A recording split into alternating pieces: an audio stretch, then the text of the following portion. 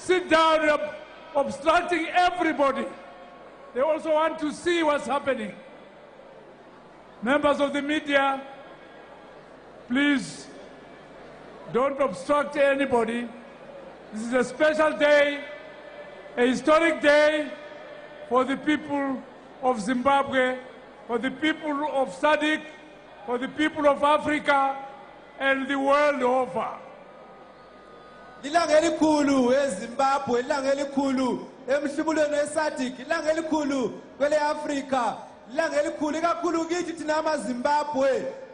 Sicela ukuthi ke lezi zindaba lihlale ke phansi kuze ke wonke umuntu abone okwenzakalayo. Izuwa guru, zuva richagara mundangariro dzemunwe nemunwe wedu, zuva rekugadzwa kwemtungamiri mutsva wenyika yeZimbabwe vanozivikanwa nokuti ED.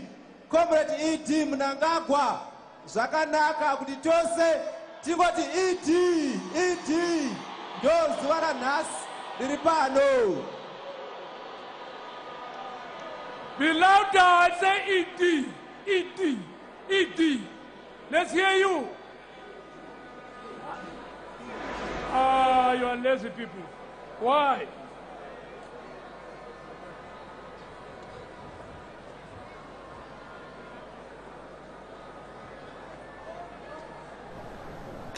Watching a live picture from Harare, the capital of Zimbabwe. People gathered in the stadium to witness the swearing in of Emmerson Mnangagwa as a new president of Zimbabwe.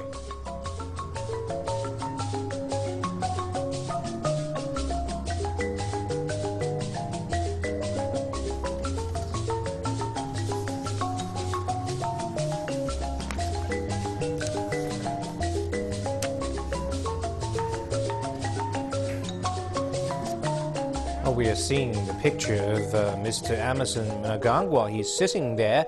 He will serve the remainder of the former President Robert Mugabe's term until the general election next year.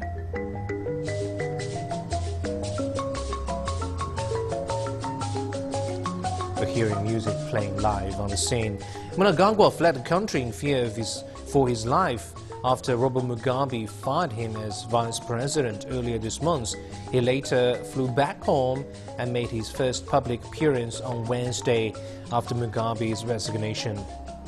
He told supporters that Zimbabwe was entering a new stage. Zimbabwe, oh yeah! Zimbabwe, oh yeah! I'm now going to hand over the mic .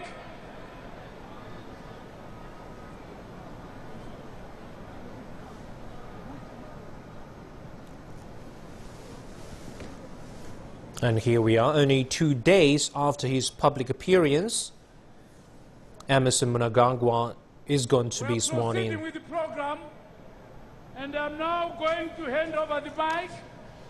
I'm going to hand over the mic to the Speaker of the National Assembly of the Republic of Zimbabwe, Honorable Advocate Jacob Francis Mudenda. Honorable Advocate Jacob Francis Mudenda is the one now who's going to proceed with the program.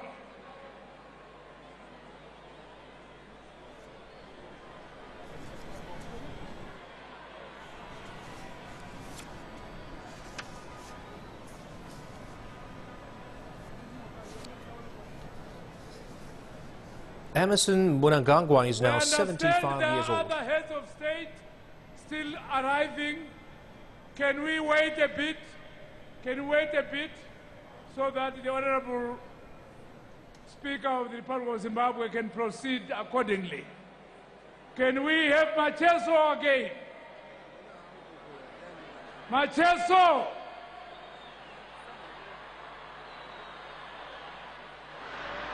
Zimbabwe, are coming to you live from the National Sports Stadium. We've just seen the entrance of the President-designate, Comrade Emmerson Dambudzo Mnangagwa, into the stadium through a rousing applause. And it is happening. It has started here at the National Sports Stadium. Shortly, we will be seeing... the 75-year-old Mnangagwa is known as a crocodile because He's got this reputation of being patient, and he's got political cunning. And this is a momentous occasion. It's a big occasion. And just going back in terms of... His bond to Mugabe dates back to the country's liberation war in 1977, where he served as Mugabe's special assistant. Mnangagwa and Mugabe had worked together closely, actually, since then. Mnangagwa's loyalty was rewarded with a seat in the country's first post-independence cabinet in the 1980s. He later became the Minister of Defense and the Minister of Justice, as why he got very strong support from the military. In 2014, he was named Vice President by Robert Mugabe. Mnangagwa has a good reputation in the business sector. He tried to protect productive farms operated by white farmers during the controversial land reform program. He also served as acting finance minister between 1995 to 96, during a period that Zimbabwe actually enjoyed relative stability in its economic growth. Was to recruit supporters from Salisbury, Fort Victoria, Mberengwa, and Macheke, and smuggle them out. Earlier we talked about Mnangagwa's strong support from the military. We can see this because his removal last week triggered a military intervention that eventually brought down Robert Mugabe, who has ruined the biggest entertainer right now in Zimbabwe for 37 years.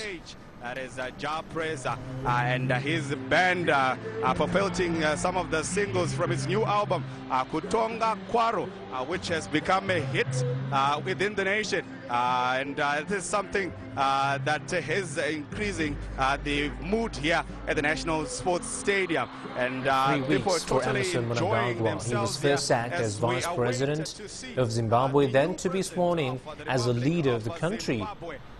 Emmerson Dambudzo Mnangagwa. And during the period, Zimbabwe's stock exchange lost $6 billion.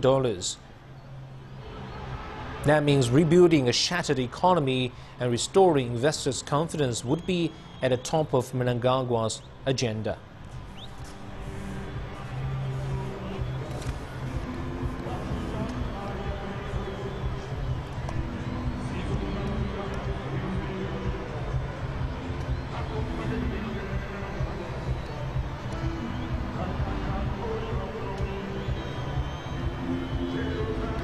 Many educated young Zimbabweans who had lost hope of ever becoming gainfully employed have renewed optimism following the departure of Robert Mugabe, who's been ruling the country for 37 years. Now these young people have high expectations. That's why we're seeing these people are dancing and singing, because they have high hopes that incoming President Emmerson Mnangagwa can change their fortunes.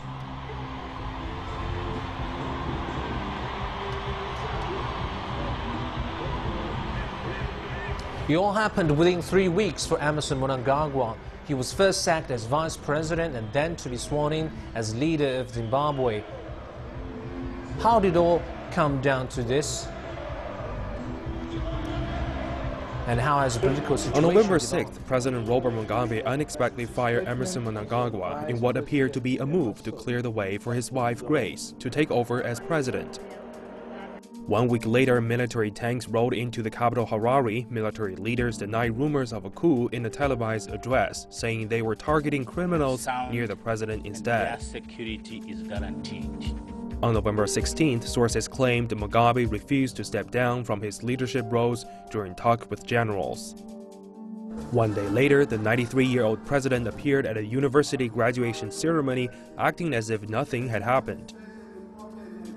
By November 18th, tens of thousands of people took to the streets across the country to demand Mugabe's resignation and to celebrate the end of his rule.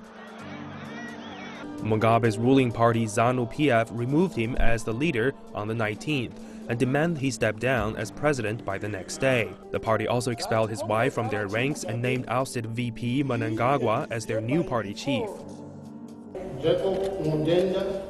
On November 21st, the country's parliament speaker read a letter from Mugabe saying that he was resigning immediately and voluntarily in an effort to ensure a smooth transfer of power. Mnangagwa emerged from hiding on the 22nd and returned to Zimbabwe to announce a new and unfolding democracy. The day after, a ruling party official says the party assured Mugabe would not be prosecuted if he stepped down. On November 24th, reports say Mnangagwa is to be sworn in as Zimbabwe's president.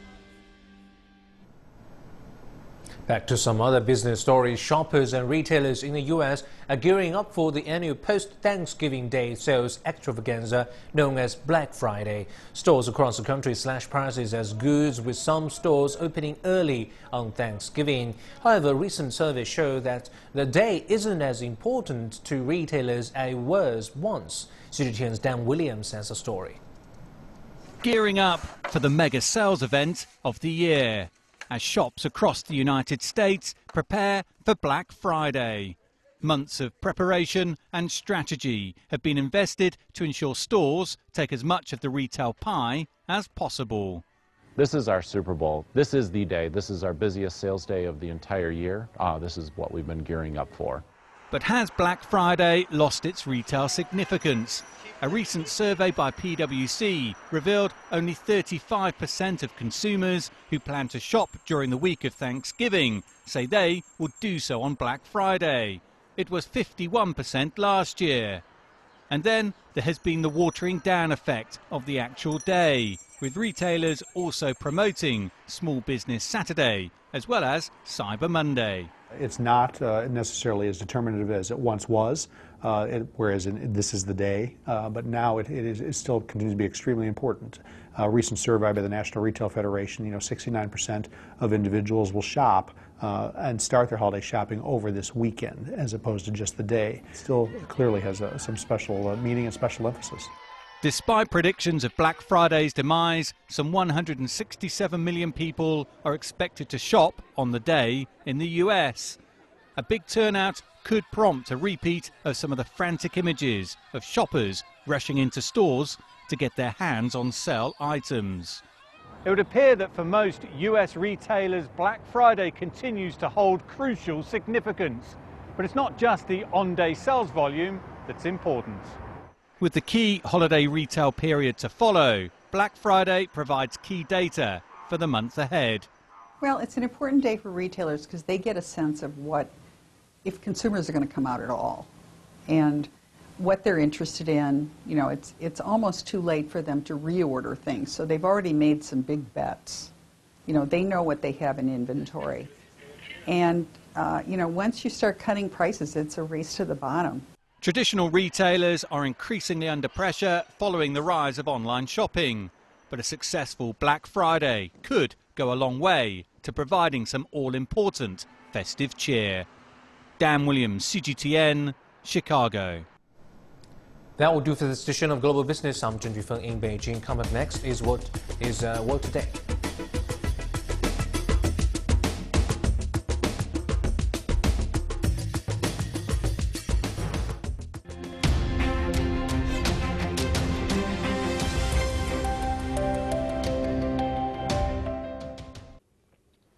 Greetings and welcome to your weather report. I'm Bo Yi.